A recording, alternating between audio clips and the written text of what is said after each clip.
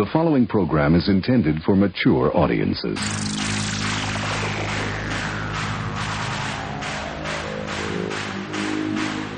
TBS, America's #1 independent television network, presents the following sports exclusive. You're listening to Basically a Sports Show. Follow us on Twitter at Basically Sports. Subscribe to our podcast on iTunes. And check out every episode of the show at basicallysports.tumblr.com. Now here's your hosts, Zach, Greg, Mike. And you're listening to Basically a Sports Show.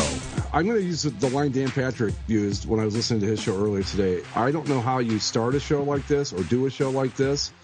And then to quote Dan Lebitard, who was on the Dan Patrick show, we're just going to stumble around and see what happens, because coming into a show after the shocking death of Kobe Bryant yesterday, you just don't know where to begin. Which, by the way, I heard from you, Zach, because I found out from Zach, too.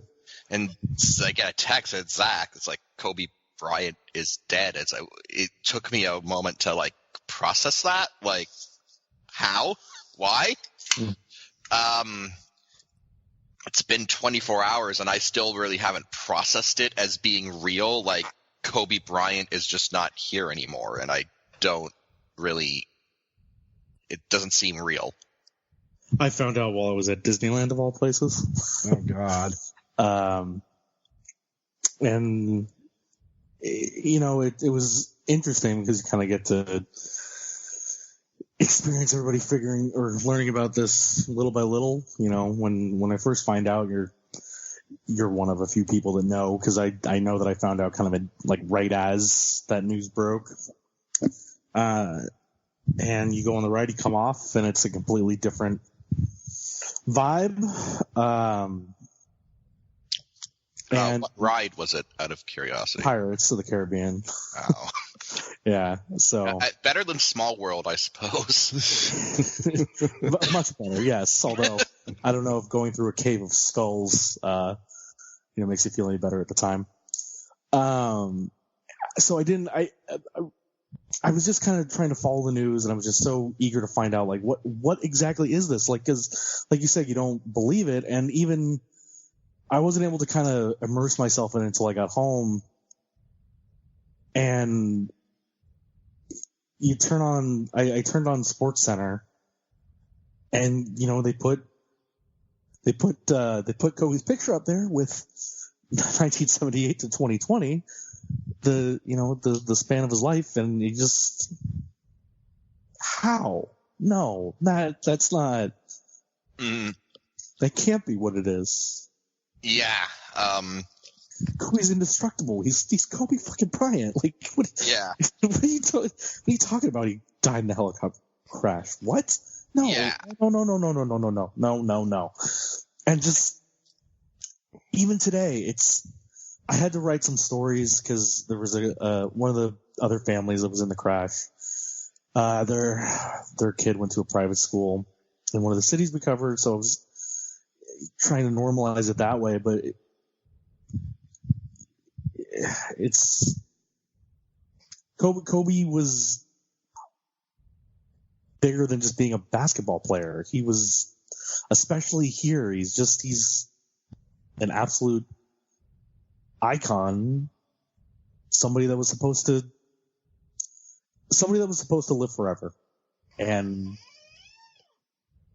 isn't. He's gone. Well, I'll say the same thing I said on the boards. I don't want this to sound callous, because I certainly don't mean it this way, but this kind of thing happens every single day to somebody somewhere. And that is the best way I can use to wrap my head around it. It's what separates Kobe from this is that he's Kobe Bryant. But otherwise, this stuff happens. I mean, there's no logic to it. There's no sense to it. There's no anything. It's just the fragility of life that we all try not to think about. We don't want to realize that it could end at literally any given second for all of us. And that's just the way it is. And I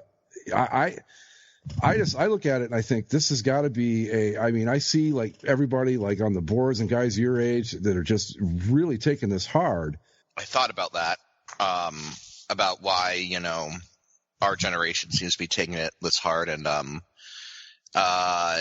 today at work, noticing, kids, who are who mostly came into sports fandom near the tail end or, after Kobe Bryant retired, and they don't know how to deal with it because even they know who Kobe Bryant is. Everyone knows who Kobe Bryant is. And, right.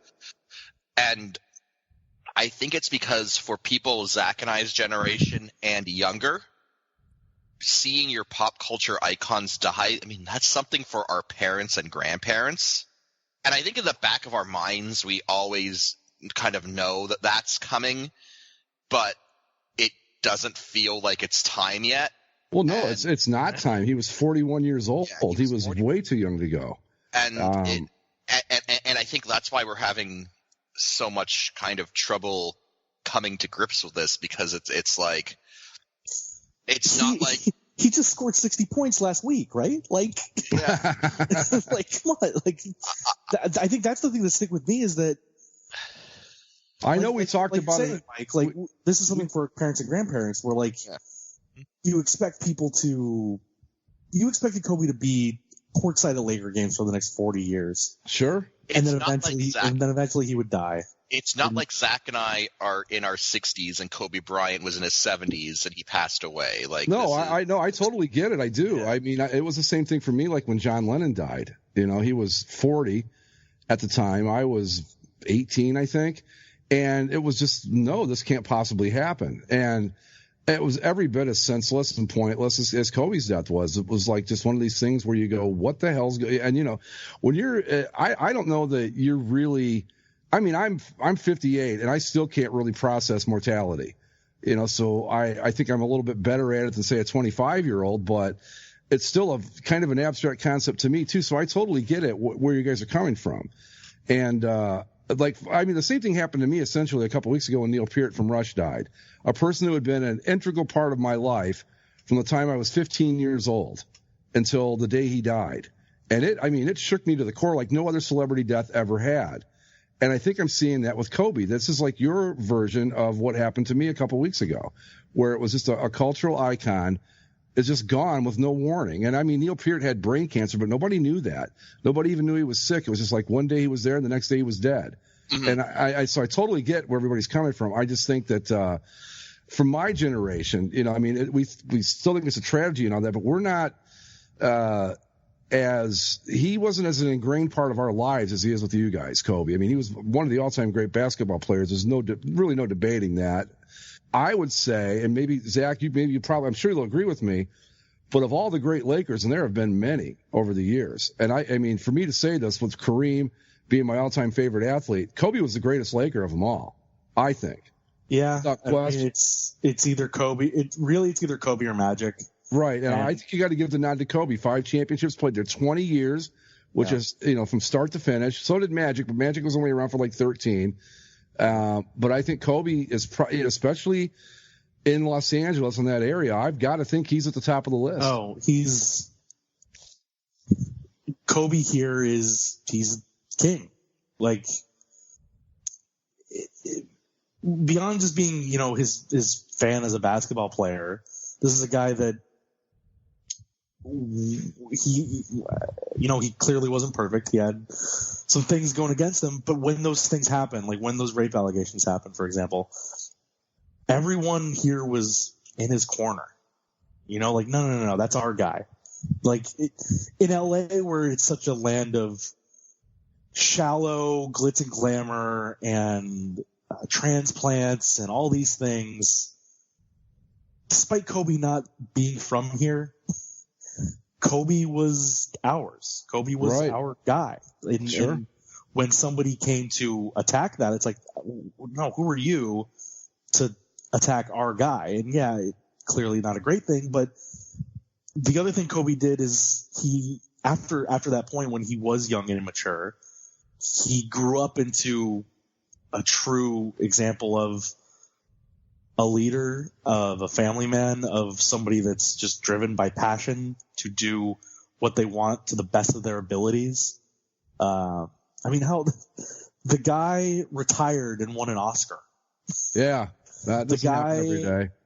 The guy put so much into philanthropic efforts and I think above all that, and I think the thing that makes this just so much more tragic is that he truly devoted himself to his family, right, and to his kids, and that he was on this helicopter with other parents and children and his own child to go to a basketball game at a youth academy that he set up to try and, help kids and women's sports and all these things. And, you lost Kobe, you lost a father, you lost a daughter, you lost, whole families destroyed by this. It's terrible in so many more ways than just losing a legendary basketball player. He became so much more than that, especially to Southern California, not just Los Angeles, but everywhere in between. There's no getting around that his legacy is a little complicated in spots, and that's okay. He's human just like the rest of us, and to hold him to some ridiculous standard isn't fair. It's also we probably want to make sure that we don't deify him too much either, because it's a complicated thing. I mean, he had the rape allegations and all that, but he seemed to kind of figure it out from there. Like, hey, this is not the person I want to be. And he became something different. I mean, at the beginning of his career, he was 18, 19 years old, and people like calling him the next Jordan. Yeah, it's probably going to go to your head a little bit when you're that age. But as he progressed, as he went further down the line in his career, he became the guy that everybody's mourning today, So, it's just a shame, really. I mean, and one of the things I liked about Kobe towards the end here was that he was such a strong advocate for the WNBA. Now, we can all talk about the quality of play and all that all we want, and that's fine and dandy. But the female athletes need something to aspire to, just like the males do. And I think that Kobe being a real strong advocate for that league did wonders for it, probably. Yeah. And I like that. I like that when I was listening to Dan Patrick today, and he played a clip from an interview where somebody came up to Kobe and said, you need to have a boy so that somebody can carry the legacy. And his daughter goes, oh, no, I got this. And Kobe was just really proud of the one that played basketball. And, I just love the fact that he was such an advocate for women's sports, among other things, among being a great player and kind of turning it around. And he kind of, a lot of guys, they come into the league like he did, and they never mature. They're still an asshole the day they retire. And that was not Kobe Bryant. He had turned into a great ambassador for the game, a leader for the team, and all that other stuff. And I think that's important. It's important to mention that. To the detractors out there that want to talk about the rape allegations and all that, I get that, you got to pay your debt to society and all that. But at some point, hasn't he done that? On the topic of those rape allegations, it does need to be said that, charges were dropped. He was never convicted. And, they did settle out of court, but that's how those things go. They settled out of court, which, means that all parties involved, kind of came to the conclusion that it was a satisfactory situation. I have no doubt in my mind that something untoward happened in that hotel room. I have no idea what it is. I am very uncomfortable calling him a rapist, considering that the only real method we have to judge guilt or innocence on that matter, again, never convicted him of that crime. So, yeah, like something not on the up and up happened. He paid his dues for that, and as Greg said, he became an ambassador for the game. And this is something I was thinking about in terms of my generation, someone who's not from LA, but kind of just thinking back on it. And it's like, I first started watching basketball near the tail end of Jordan's tenure, but probably the majority of my basketball fandom, my fandom as just a sports fan who followed the NBA, it's like, Kobe Bryant was basketball. It was either Kobe or LeBron James. Those were like the two big names. And Kobe Bryant by far was the bigger name in terms of titles, in terms of being front and center on like the biggest stage. I mean, LeBron really didn't get going until the tail end of Kobe's career in terms of him being like one of the dominant players in the league. So, and I say this with nothing but the utmost respect for Kobe Bryant's talent as a basketball player and the legacy that he left behind. But God damn it, there were times I hated his guts. Oh, sure. A lot of the people that I've seen talking about him are like, I hated the guy, but he drove me crazy, but. And that tells you all you need to know, is that even if you didn't like him, you couldn't ignore him. That's the thing about Kobe, is that his passion and tenacity for the game, that Mamba mentality, that's the thing that I will remember the most about him. And that's the thing that drove his teammates crazy. It's the thing that drove his opponents crazy. It's the thing that makes you want to hate him, is that, you know, he does want to go out there and rip out your guts.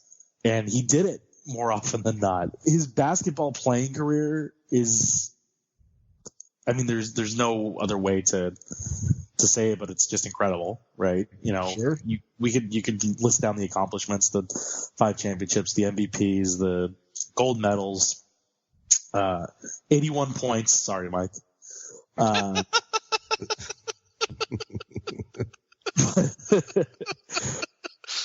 But there's, I mean, the two things that there's two moments that stick out to me about Kobe in the second half of the career that's maybe remembered more fondly, because he was a winner the first half, but he became beloved in the second half. I think with the second half, what happened? Okay, so like after the first kind of Kobe Shaq dynasty ended, right?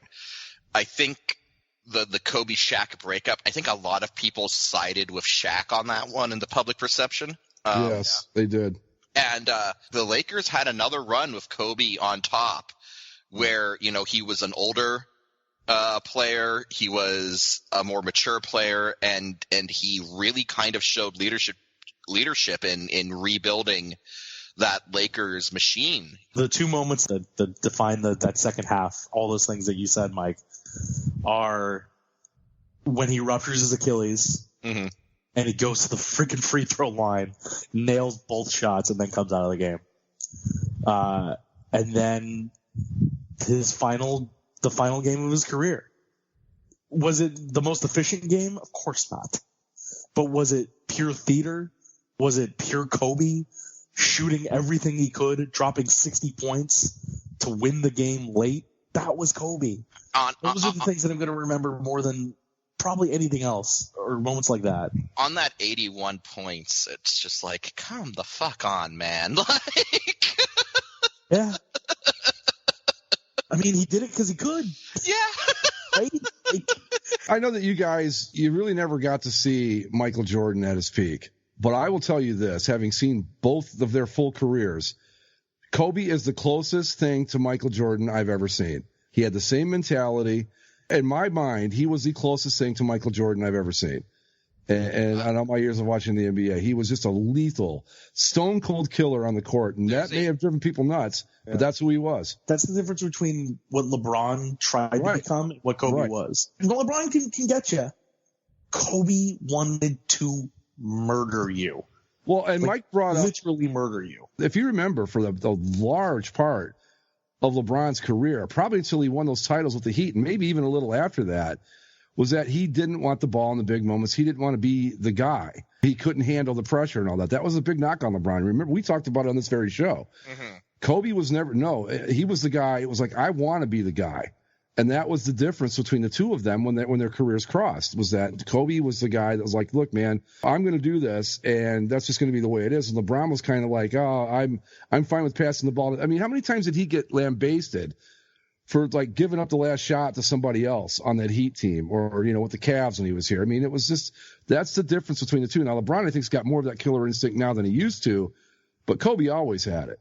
And that's why I think he was so much like Jordan. Just one of the all-time great basketball players. It's not even a debate. By the way, I'm currently watching a YouTube video where they have conveniently put all of Kobe Bryant's 81 points into a 3-minute video against the Toronto Raptors. And it's just sad.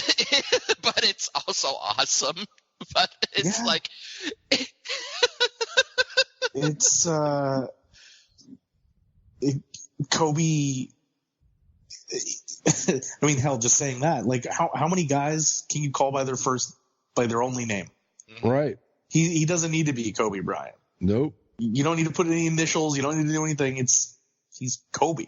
No, And just saying that, so many people know exactly what you're talking about. Well, there's what, 10 guys in the All NBA history you can do that with, maybe? Yeah. I mean, you say Kareem, everybody knows who you mean. Magic, everybody knows who you mean. Michael, Bird, and Kobe. And what was he, before LeBron passed, he was number 3 all-time in scoring? 3 all-time when he retired, yeah. Yeah. I just found this just crazy irony that the day before he dies, he kind of gets back in the headlines again with the LeBron thing. And that's why when you sent me that, I'm like, wait, what? Oh, my God, that wreck. Oh, my God. You could tell by the wreckage that this was not I'm going to set this thing down and we'll take our chances. Yeah. When I saw the actual wreckage, I mean, at first you just saw smoke and thought, well, you never know.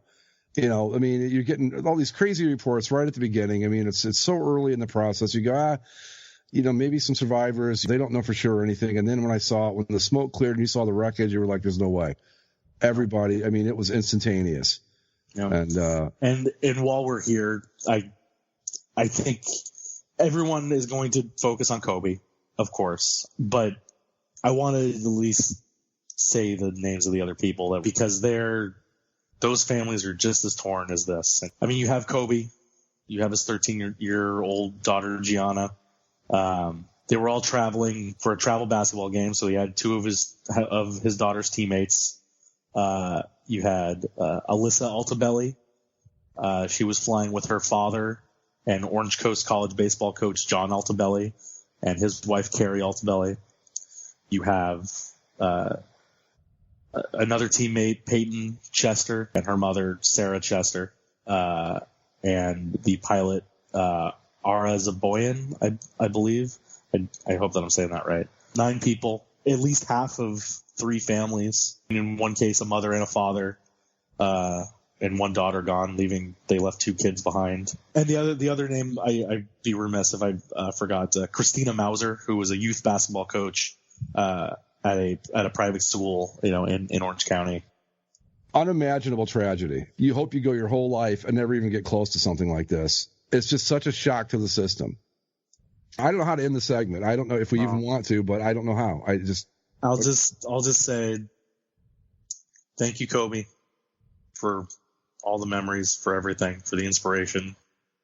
I guess that at the end of the day, to Kobe Bryant, thanks for the memories and your legacy, even if it pissed me off at the time. In retrospect, it was a hell of a ride, and you were gone far too soon. Mamba forever.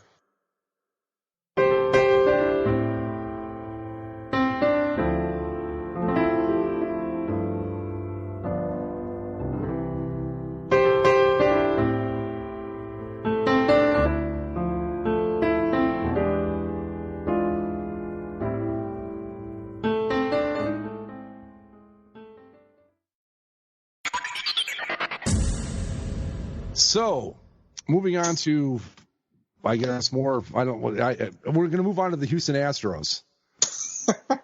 How's that? Oh, my God. Not a real clean segue out of Kobe, but that's the best I could do.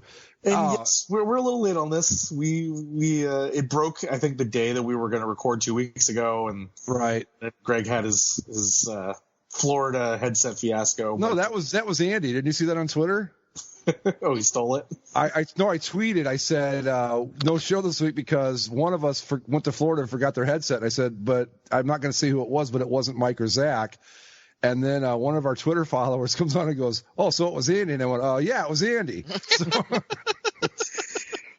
But, the Houston Astros in quite a bit of hot water for a sign-stealing scandal.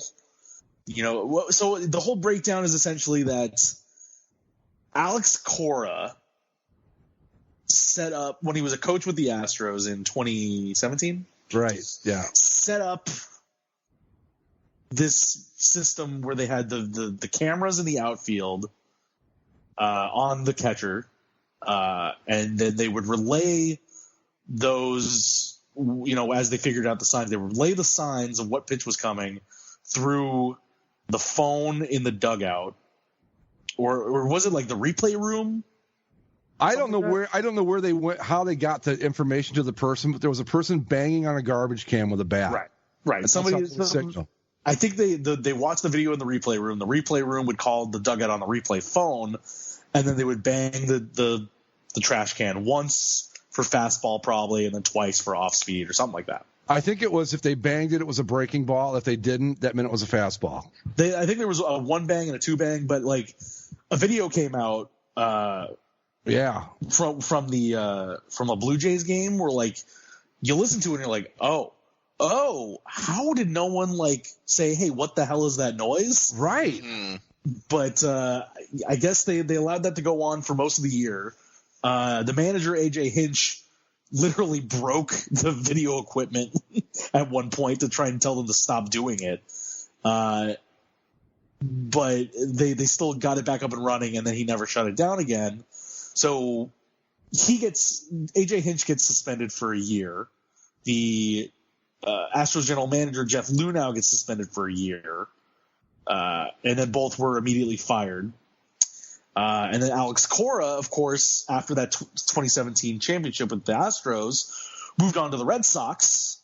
And MLB still hasn't released what his punishment was going to be, or what his true extent of everything was. Because they said that the rumor was that his punishment was going to be much harsher, I should say, than what happened to Hinch. But to get ahead of it, the Red Sox went ahead and fired Alex Cora.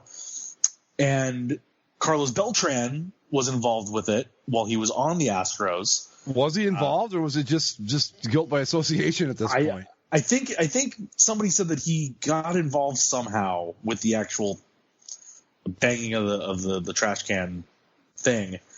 And he only got hired as the Mets manager, a month ago, 2 months ago? Right. And, leave it to the Mets.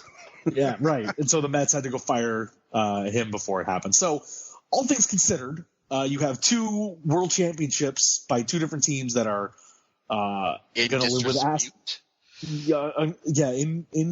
In dispute a little bit. You got the Dodgers, who were the losers of both those things, pretty upset. And you've got 3 managers and 1 general manager fired because of sign stealing. Now, sign stealing happens. Sure.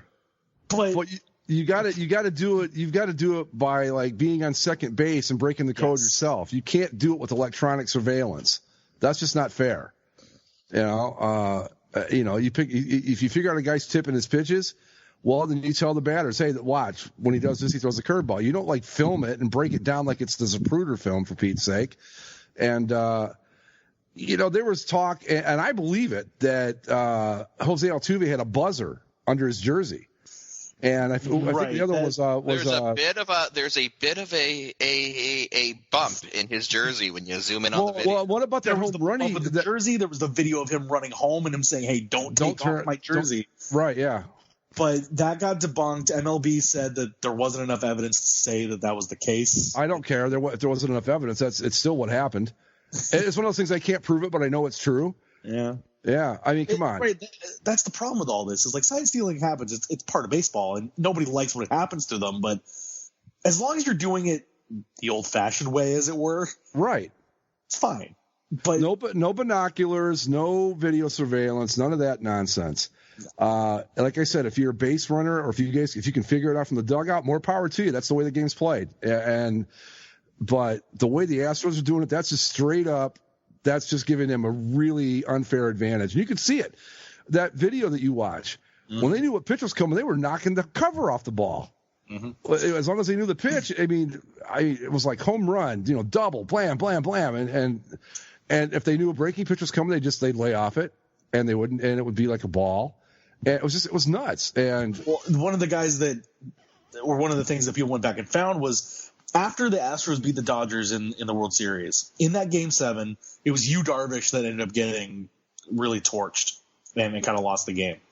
He was quoted after the game as saying, "It felt like they knew what was coming. I didn't know what to do. I feel terrible." And he took a lot of the blame for that loss because of how the Astros seemed to know everything that was coming and drilled him. Well, it appears that they probably did know, and that kind of ruined his career for that moment. As everybody kind of thought that he was done and washed and was never going to be able to come back from something like that because he weighed down on himself personally very hard, and that screwed up his mentality. So I know people wanted to hand the Dodgers those 2 World Series championships retroactively. You can't do that. You can't do that because then the Yankees would say, well, they beat us in the ALCS, and we felt that we could have gotten there, and you can't do that. But no, because like Mike brought it up one time a few shows ago. You start doing that shit, the next thing you know, we're talking about, well, did the 33 Cardinals really win the World Series? Or, you can't. It's before you know it, it's all of a sudden you've had the Detroit Tigers have won like every World Series since 1940. You can't do it. And if there is one group of people who will go down the slippery slope, it is sports fans. So yes, exactly. The only place in the world where the slippery slope actually applies is in sports. It would absolutely happen. But yeah, my question is this, and I'm going to blame analytics for this because I think that anybody that knows the game of baseball, like I was a catcher, I played catcher for a long time. If my guy starts getting lit up and I'm like all of a sudden going, they know what we're throwing? You got to change the signs right then and there. And why didn't anybody do that? I mean, look, you've got, unless baseball's changed an awful lot since I played, you had your first set of signs, a secondary set, a third set, even a fourth set sometimes. If you thought they were stealing your signs, you'd change your indicator and all this other stuff. And why didn't anybody do that? But I'm sure they did. But with them videoing everything. Oh, true. Good point. Yeah. Even if you change it up, give them a few more pitches. Like, okay, now we figured out which one is which. Right. And then you go from there. So you might get a reprieve for a couple batters, but if you're constantly being videoed, they're going to fix it. I think that, I don't know, I guess the pitchers just aren't trained to think like that. But if I thought they knew what I was throwing, I'd just be like, okay, I'm not even going to pay any attention to the signs. I'm just throwing what I throw. But you can't do that because then you cross up your catcher and all of a sudden you got guys running up and down the base paths because the ball keeps going to the backstop. And it's just, it sucks because the Astros were so good. Yeah, they probably didn't need to do. Well, are they though? That's the question. They are, but they were this model franchise for tearing everything down, building it back up, doing it the right way, all that sort of stuff. And then to have this big kind of asterisk thrown over the entire thing, that really sucks for them. I think that if you're a hitter in baseball and you know what pitch is coming, you don't have to be that good. You could be okay and still do pretty well. So, it's not even knowing what pitch is coming necessarily, like which ones to hit. It's knowing which ones to not hit. Right, exactly. Like, all these garbage breaking balls that guys throw that they swing at or poke to an infielder or whatever.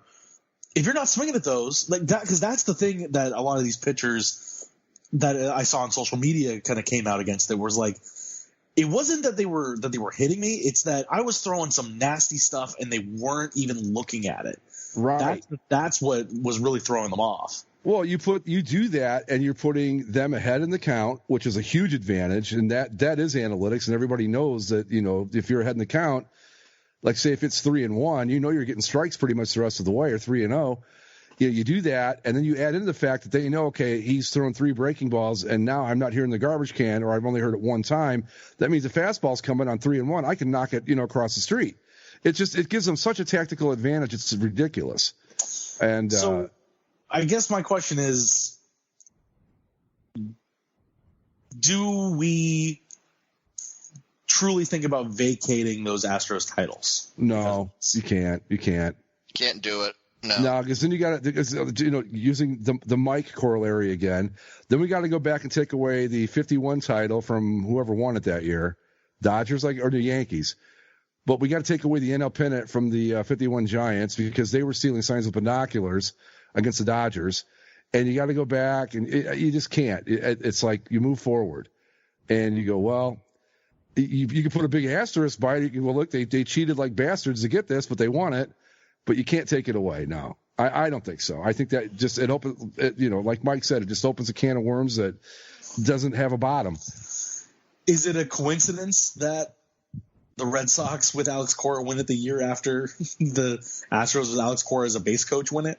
Is it a coincidence that a Boston team cheated to win a title? No, not at all. Is anybody clean in that town? I mean, come on. Yeah, it's true. I don't know. Did the Bruins do anything to cheat when they won the Cup a few years ago? I don't know, Mike. Did Brad Marchand or Patrice Bergeron cheat that overtime winner? Oh, yes, absolutely. That's cold, man. You shouldn't even bring that shit up. He did. That was named Game of the Decade by the NHL, by the way. Oh, for fuck's sake! No, it wasn't. I mean, no, it wasn't good. It was horrible. I don't, even if you don't have any skin in the game, and I didn't, it was horrible. Fuck that. No, fuck that. Sorry. Game of the decade was when the Jackets came back against Pittsburgh in that first playoff series a couple years ago. There you go. Yeah. This whole thing is just it was so crazy for a few days because there was so much like rumor going around and just like people breaking down all these videos and following all these breadcrumb trails that led to nowhere, or maybe they did, maybe they didn't. And I don't know. Baseball has just got to stop shooting its own foot off. Yeah. I mean, this is the most baseball's been talked about in a few years by the national conversation. Yeah, but not in a good way. Oh, just come on. I guess attention's good attention. A lot of these guys said that they'd rather face a guy that was hopped up on steroids than a guy that knew what was coming. Yeah, absolutely. I agree. I mean, God, if I'd known every pitch that was coming, who knows what could have happened? I don't know, but it's look, you're always looking for a tactical advantage in any sport, and in baseball especially. But there's a tactical advantage, and there's just straight up cheating and like playing the game at rookie level, which is what the Astros and the Red Sox were basically doing by pulling stunts like that, where the game says we're going to throw you a fastball. I go, okay, I can't hit a changeup, so I'll lay off that, but I'll wait. Come on, One of the little bits of controversy that came out afterwards too, and it looks like it may cost Jessica Mendoza her job because oh my God, she's getting pushed out. But because the whistleblower on this whole thing was one of the Astros former pitchers who's now with the A's, Mike Fiers. Right. And there are some people that are like, hey, you don't snitch on your clubhouse like that. I mean, this is a guy that was going to be in the Astros division next year. Yeah. So do you think he was kind of bringing it up to be like, hey, Oakland, look out, they're stealing signs or? I think Mike Fiers is a guy that is probably hanging by a thread with every job he gets. And he did not want that team to have, I mean, look, a bad outing or two against the Astros for a guy like Mike Fiers could cost him his living, literally. I'm not exaggerating when I say that. He's not Clayton Kershaw. He's not Yu Darvish. He's not Garrett Cole. He's a serviceable pitcher. And if he gets lit up every time he plays the Astros, guess what? He's going to go down to AAA and then probably get cut and that'll be out of the game. So, yeah, I don't blame him a bit for saying it. I mean, how many times are they going to play the Astros in that division? 19 or something like that? Yeah. Yeah, screw that, man. No. And I get the whole, clubhouse mentality, what you see here, let it stay here when you leave here. But they're not talking about stuff like this. It's like, I don't know. Mostly it's got to do with women and shit, but no, this is making a mockery of the game, and it's giving the Astros an incredible competitive advantage, as and the Red Sox too, for that matter. So no, I don't have a problem with it, and I don't get what what's her name, Jessica Mendoza? Yeah. Yeah, I mean, she's like, what's her trip? You're a journalist. I mean, I know you work for the Mets and all, but still, come on. I don't have a problem with it. I think he did the right thing because I don't think it's fair. I don't want to watch a game that's where the cheating is that blatant and that obvious. That's just not, that just ruins the competitive thing of it. And it takes away, you've got to believe that what you're watching is legitimate, or what's the point? Then we just watch the WWE. It's more fun. They have better costumes and they blow shit up. So what's the difference? That's where I'm at on it. I don't have a problem with him saying anything because, like I said, if he doesn't say anything, I mean, add in the fact that they already know how this guy throws, and now they're going to know all the pitches as he's throwing them. He's going to get lit up, and he's going to lose his job. And I don't know how much money he makes, but I'm betting it's more than we do. Yeah. There's did you see Dallas Keuchel's first response to it at like a White Sox fan fest thing? Because that's where he's at now. No. He said he apologized, but then he basically insinuated that, well, everybody's doing it. We just got caught, sort of thing. And it's like, probably. Like, come, what? What do you? He said, I could tell you, not every game there were signs being stolen, but like, it's like, okay, so it happened though, right? What are you saying that like, oh, we only did it some of the time? Like, you still did it. Well, that's like saying, I only rob banks part-time, so I'm not as bad of a full-time bank robber. It's like, you're still robbing banks. Come on. He said, I never thought anything would have come like it did. When all you got to do is watch the videos of them just lighting up good pitchers, just tearing them apart.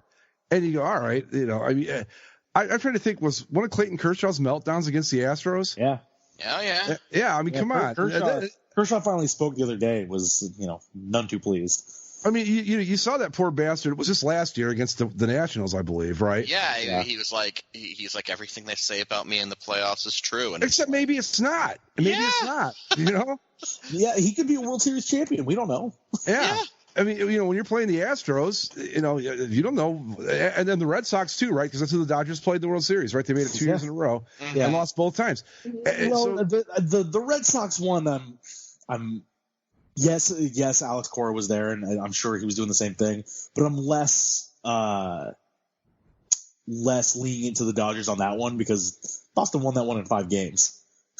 I don't care. The Red Sox cheated. I'm sure of it. Well, no, I'm sure they did. But I'm saying the Astros one was a 7-gamer, and again, like I said, in Game 7, Yu Darvish got lit up because he thought that people were seeing his signs, and guess what they were. I can't live in a world where the Red Sox legitimately won anything. Turns out they didn't. Turns out they and the Patriots are dirty cheaters, and we should take every title Boston at sports ever won away. I'm not saying the Red Sox did it legitimately. I'm just saying that they still beat them up pretty good. Yeah, I know. That was a good Red Sox team, actually. But, if you add it, these teams, they're good. Like, it gives you that extra advantage, but you don't have to do that. It's the same sort of argument that people throw at Barry Bonds, right? Where it's like, you were already a Hall of Famer. What are you doing? Yeah. Of all the players in the steroid era, the one guy that just did not have any good reason whatsoever to do that was him. Yeah. He was already considered the best player in the game when he was still skinny and had a normal-sized head. And, That's my favorite part is the. And then he comes back and looks like somebody he comes back like the next year looks like somebody like hooked him up to an air compressor and put like 30 pounds of pressure in there, and he starts hitting home runs left and right. It was the combination of his giant head, his unbelievable muscle mass, and the fact that he started like wearing the robot arm. Yeah. Yeah. The only flaw in that guy's game, and the steroids didn't fix this, is he couldn't throw worth a shit. But other than that, he could do everything, And then he bulked up and became like the Incredible Hulk, and all he could do was hit home runs. He couldn't run anymore. He couldn't really field anymore. I don't get it. You're welcome, America, for denying him a World Series. Yeah, I'll always be grateful to the Angels. Absolutely, man. Absolutely. But anyway, I don't know. Baseball has got to get its house in order because let's be honest, it's like the game gets more popular every year. No. And then shit like this happens, and you go, well, I mean, who's going to bother at this point? I don't even want to bother. No. I'm more interested in going to see the Toledo Mud Hens than I am the Indians this year. And I don't care just because that's baseball and it's cheap. I'm really looking forward to the Angels season opener because their opening series is at home against the Astros, and Dodgers fans groups have already said that they're going to, come in numbers to that opening series. Good. And boo the ever living hell out of the Astros. I mean, that's the thing too. It's like the Astros are such a feel good story before this. Yeah. Well, and kind of. I mean, this is just the latest in a long line of problems they've had. I mean, you want? I mean, I know this wasn't on the docket for the show, but you want to talk about feel-good stories? I'm just gonna say everyone loved the New Orleans Saints because they apparently helped rebuild the city with football, and now turns out helping the Catholic Church cover up sex crimes. Oh, for fuck's sake! I saw that too. It's like, oh my god, you people have got a lot of nerve down there. A lot of nerve. You know what? I'm glad they didn't call that pass interference. You're going to Congress because you got screwed on a call, and then you go try to do it again. You know what? And then I find this out. Again, Bountygate. Like, goddamn. For like you said, like a team that gained a lot of goodwill has done all it can to just burn it to the ground. Yeah. And like the funny part about this too is that now that this is coming out, we didn't hear anything about Drew Brees thinking about retirement until, 2 days after this thing broke. It's like, I'm getting out of town ahead of the posse, man. Come on. Drew Brees is thinking about retiring now, is he? Wow, I didn't hear that a week ago, but now I guess I am. I wonder what could have prompted that. Couldn't be religious man Drew Brees getting away from that, could it? No. I'm sorry, but there are certain things that you can kind of let slide. But covering up for pedophiles is none of those things. Come on. I don't know enough about the story yet to like. Neither do I, but just the headline alone was enough. Yeah, that was like, oh, is that so? I'll wait till it blows up bigger to really kind of put my foot down on it. But yeah, we need something to talk about after next week anyway. So let's hang on to that one and see if it grows out of it. I was just like, my response was like, well. It's like I knew I wasn't wrong to dislike them. Mike, leading the charge again. Fuck you, Saints. We rebuilt New Orleans and tore it back down. Yeah. You know what, though? I'm going to state a theory here, a hypothesis, that if they had just worn gold pants all the time, none of this shit would have happened. None of it. Not the interference call, they cover for pedophiles. It turns out that the black pants were covering up for the blackness in their hearts. Right, exactly. If you would just wear a normal fucking football uniform, none of this would have happened. You would have had, because you wouldn't have lost your moral compass. None of this would have happened. I'm just saying. That checks out on my end. Look good, feel good, right? Look good, think right. I don't know. Again, Greg, they did wear the gold pants when they beat the Colts in the Super Bowl. Were they covered up for pedophiles back then? Maybe? I don't believe so. Maybe, man, we don't know. Can we positively say they were trying to injure players for money? So that's true. All right, fuck them and everything they stand for. I'm sorry. I tried Saints. I tried to find you a way out. There isn't one. This is just bad at all levels. But I mean, like, I don't know, man. Between that and the Astros, it's like, are there any more heroes left? Are there good feel good stories left? Mike Trout. Is that possible? Mike Trout. Well, that was the thing too. So when this Astros thing was all swirling about, somehow Mike Trout's name got dragged into the dirt for no reason whatsoever. What was it? Scott Brocious' son on Instagram tried to insinuate that Mike Trout was taking HGH, and so people did, and he was like, oh yeah, he has a thyroid condition. And, like, he was using that as an excuse to take HGH. And it was like, what? That got debunked eventually, but it was like, the fact that it got to a point where MLB had to make a statement about that was like, oh my God. This is Mike Trout. Can you let one nice thing in the game be? That's what I mean. This game it's turned into this, like, between, they ruined it by turning it into a fucking computer simulation. And now it's like, now you got to cheat to beat the computer. So the Astros say, we found a way around the computer. We'll just know every pitch is coming, and we wouldn't have to worry about, on base percentage. All that would just knock the hell out of the ball.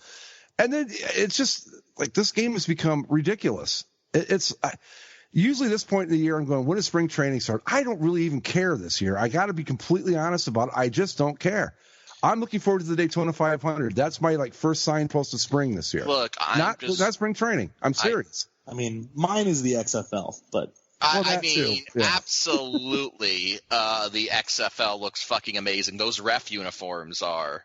I didn't see those. What do they look like? Oh, great. I think they should make them look like those old the prison movies or the prison uniforms they used to wear, like the horizontal stripes, black and white. Oh, Come on, God. that'd be hilarious. No, Like okay. the Hamburglar or something. Come on. I gotta find these XFL. You gotta see this. I don't know why. This is so weird because, like, when the XFL came back, Vince McMahon was like, we're not doing the gimmicky shit.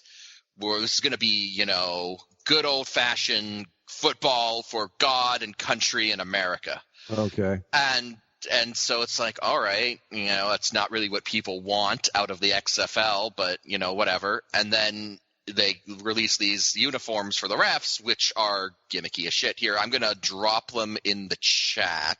All right. So there they are from the back. Oh, God. And here they are from the front. What the hell is this? Yeah. The shorts Are they going to wear the gym shorts with them? That'll be funny, too. Come on. I legitimately hope so. Oh, yeah. Come on. Those are they look like a bicycle racing team. I think Right. I think someone on the boards says something like, "Are they going to ref a football game, or are they going for a jog in 60-degree weather?" Like, I mean, the thing that makes Maybe that's the truly beauty of it. the cycling uniform part comes with the zipper on the front. yeah. Or, sorry, the quarter zipper. It doesn't even go. The number on the pocket. What is this? The stripes. They're all wearing different shorts, so I have to think that they're going to wear like actual ref pants, and this is for, I don't know, ref practice. Ref practice.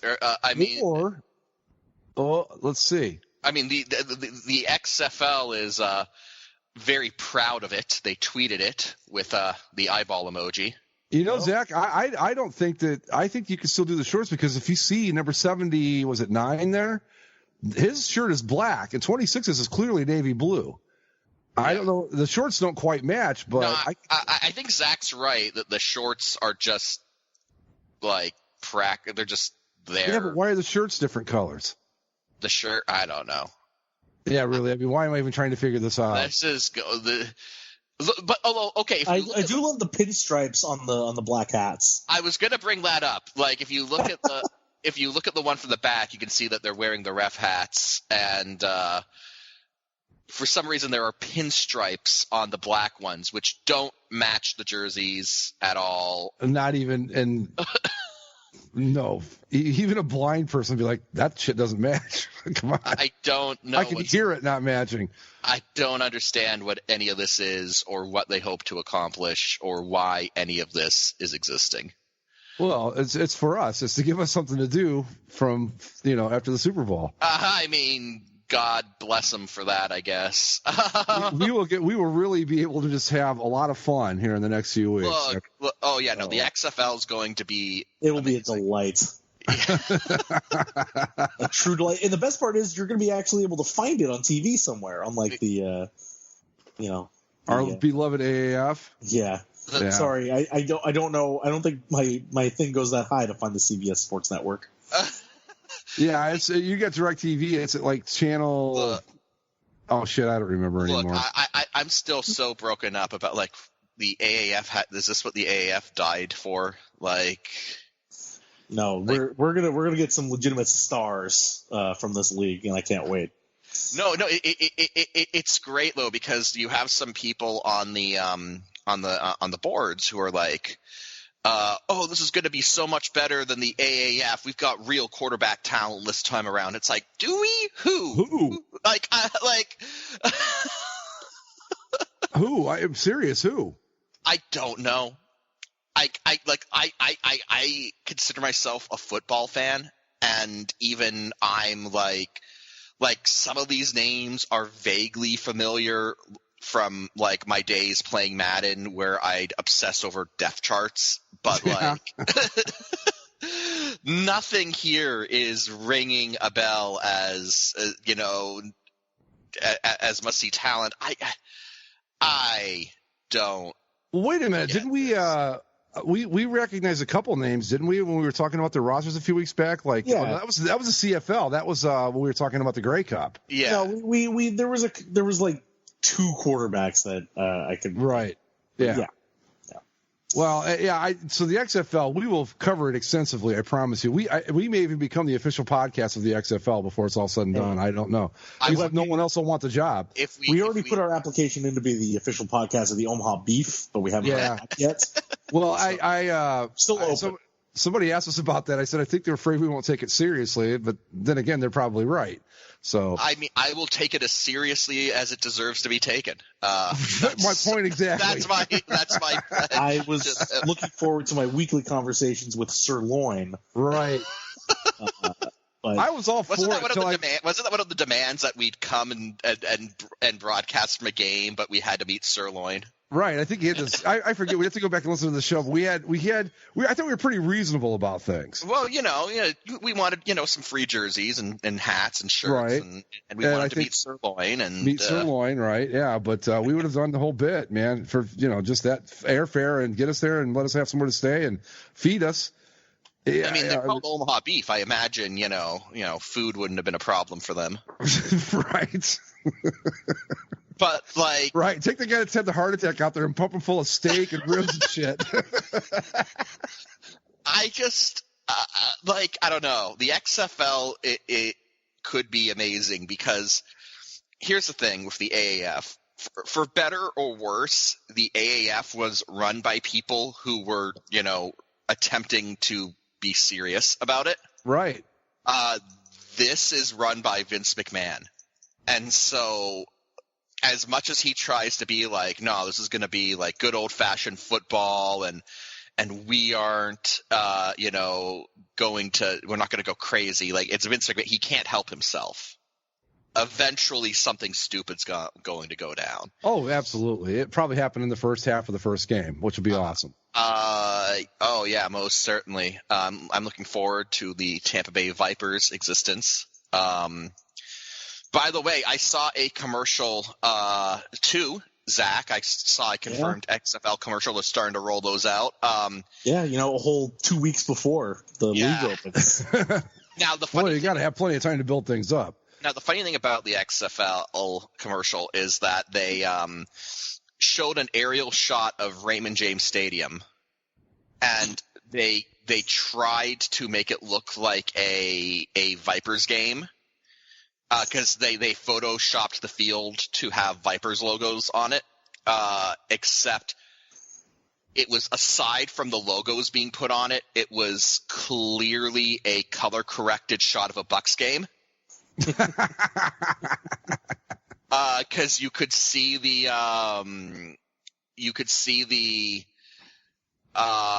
what was it? You could see the NFL 100 logos still on the field. Wait, I'm watching the commercial now. Hold on a second. And the stadium is far too full. And Raymond James has red seats, so they're not going to be green. Oh, like they made the seats green too. Yes. Oh, that's a problem. So the XFL is already off to an amazing start. Do you guys know what market in the XFL leads the league in season ticket pre-sales? Tampa. Nope. I don't remember the other market. Seattle. Really? Yeah. Really? The Seattle Dragons. Well, they're just ready to embrace a whole new crop of children's hospital goers. Yeah, no, exactly. Does Russell Wilson join the Seattle Dragons to spread his joy and his love for the nation beyond the confines? Russell Wilson should just play for both teams. No, exactly. That's what I'm saying. He should just go Dragons. He should fucking be asshole. He should be he should be the permanent quarterback for Seattle football, and he should be visiting children's hospitals all year round. Yeah. And just let whoever has his baseball rights right now, the Rockies, who knows, trade him to the Mariners, and let him start at shortstop too. Right, there you go. See, there's somebody out there listening to this. Somebody's out there listening to the show right now going, well, they talked about Kobe Bryant and blah, blah, blah, and the Astros. They're not going to bash on Russell Wilson this week. Oh, sure we will. We always find a way. Now, the thing that I'm imagining is Russell Wilson drives up to a Seattle Dragons XFL press conference and gets out wearing his tuxedo that he keeps in the trunk of his car. Go Dragons. Go Dragons. A whole mess of angry dragons. Oh my God! But over under on Russell Wilson showing up in a Dragons hat at the first game. I think it's a very good chance. I don't know. It depends on how the NFL feels about it. He seems like a company man to me, so it's hard to say. Well, speaking of over-unders, Mike, the last thing we have to do before we go, of course, Super Bowl's on Sunday. Super Bowl LIV. Super Bowl LIV. Who you got? Mike, who you got? Right now, by the way, if you're curious, in terms of Vegas, this is as close to just picking it straight up as you can be. Kansas City is currently a 1-point favorite. That's basically a pick'em game. Oh yeah, it's strange that it's there, but it's gone down to KC -1. I still again am tickled by the time that the Vegas Golden Knights almost broke Vegas with their stupid cup run that failed. But other than that, let's see. This is a tough one. I mean, it practically is a pick'em game. Like, these are two very good teams. Patrick Mahomes has a very, very explosive offense.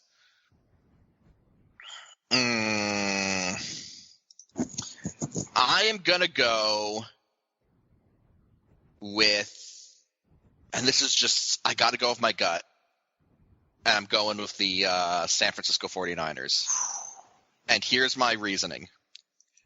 One, I like that defense. And I think that anytime you have an offensive versus defensive battle and they're roughly equivalent in terms of skill, I think you got to give it to the defense. Also, kind of leaning on something that Zach had said earlier. Andy Reid finished the AFC title game with all 3 timeouts, and that doesn't sit right with me. So Andy Reid has avoided Andy Reiding so far, but I don't see how that's like, no. I think it's a matter of, is the spirit of Patrick Mahomes greater than Andy Reid? No, and see, that's the thing. Like, I think, like, Andy Reid has avoided Andy Reiding in the playoffs so far this year, and I don't think that's sustainable. I think, I think he Andy Reid's perhaps great, more than he's ever Andy Reided.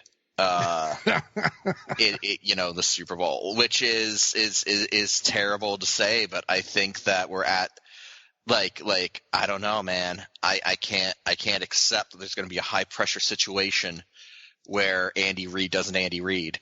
And in both games, the Chiefs kind of won handily. I mean, they were down to the Texans, but once they got rolling, they really didn't have much problem with them. And again, same with the Titans. They fell behind a bit early, but once they got going, they were in control. This is going to be a tighter game. It's going to be in the Super Bowl. And I think that in a tight game on that stage, Andy Reid's. And it might be glorious. So I think I got to go with the San Francisco 49ers. I think they win. I got to go with the team that started my trek towards becoming a uniform geek, and that would be the Kansas City Chiefs. Mostly for that. If you wanted me to pick it like with my brain, I'd say the 49ers, because that defense is super fast and shouldn't have any trouble covering the Chiefs receivers. But I got to go with my Chiefs, who I used to have Chiefs pajamas, a Chiefs jacket. these stupid Chiefs sweaters with the big zipper that had a ring on it that you bought out of the Sears or Penny catalog. So the Chiefs are the team that made me the uniform geek I am today. I can't quit them now. Chiefs win this one 31-17. Andy Reid still does a lot of stupid shit, but somehow they overcome it. There you go. Well, 31-17. That puts you on the under of the over-under for the game total, by the way. All right. Which is 54.5. I'm going to go Chiefs as well. The strength of the 49ers so far has been their defense, particularly that front, Nick Bosa and the like. But Patrick Mahomes can move. Patrick Mahomes throws a bit of a wild card into this thing where he can truly fool a defense with just his eyes, looking the wrong way and throwing the ball, underhanded through his legs, whatever the hell. Right. I just think it seems like overall the Chiefs have, despite, kind of a lackluster regular season at times, that was really only because of Mahomes' injury, but beyond that, they've seemed to figure it out. There's no point in this playoffs. I mean, well, I guess okay. Besides being down 24-0 to the Texans, other than that, you're right. But the fight they showed in that game, the way that they, yes, Tennessee made it tight, but they still handled them when they had to handle them. I think I believe a little bit more in this team than I do the Niners, because the problem with the Niners is, sure, you can run if you want, but Garoppolo it doesn't bring that X factor that Mahomes can. Right. Where Garoppolo, sure, he can throw when he has to, but he hasn't been. And he's always liable for really one bad interception a game, at least. I don't think he has the same control over a game that Mahomes might. So long story short, going with the Chiefs. I'm betting on Patrick Mahomes. And even if I wasn't convinced the Chiefs would win, I'd still be rooting for the Chiefs, because if the Rams can't win the damn Super Bowl, then the Niners don't get to. So, the Chiefs. Well, so take heart, fans of both teams. We're not unanimous, so that's good. That means one of you is going to win. You both can't lose, so I would say congratulations to the 49ers, because the majority always loses on this show, and Zach and I pick the Chiefs, so we'll see what happens. We will see. Although Mike Shanahan losing a 28-3 lead would still be hilarious. I would. Well, see, here's the thing for you, Mike. The other reason that you want the reason you should be rooting against the Niners is every time that they talk about Kyle Shanahan, they cut to Mike Shanahan sitting up in the suite, and they're like, "Hey, did you remember that he's Mike Shanahan's son?" It's like, okay. And I know Mike Shanahan caused you nothing but grief. Oh yes, over your years. Oh yes. Just screw him and the Broncos and everything about that team. Also screw. Also Mike Shanahan and his stupid trucker hat, which I don't understand. I don't know why that hat bothers me as much as it does. I think it's because it's so unnecessarily bright and red, and it but I don't like it. So yeah. But I don't know. I just have this gut feeling about the 49ers. Look, you guys are willing to live by the Andy Reid, and I respect that, but I think I think you're going to learn why that's a folly, and we're going to have to deal with obnoxious bring back the vet posts until the end of time. So we're going to get that either way, man. Either way. Yeah. Oh, he might be worse if Andy Reid wins a Super Bowl. Imagine that. What, was that vindicate the Eagles somehow? Well, no, because he hates Andy Reid.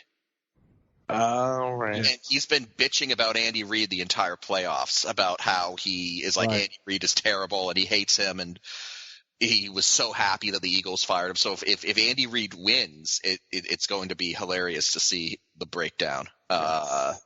I mean, clearly Andy Reid's not a bad coach. It just, No. He's just had some things happen against him. He has the things about the game that he has problems with, like every coach does. And but again, he seems to at least sort of figured it out. Has he though? And that's what I'm not. Guys, I won't be concerned until he calls 3 timeouts in the first 30 seconds of the second half. So, I'll get concerned at 2, but I get what you're saying. Yeah. All right, we're going to wrap it up, folks. It's the third quarter, and they're already down to 1 timeout. Right, exactly.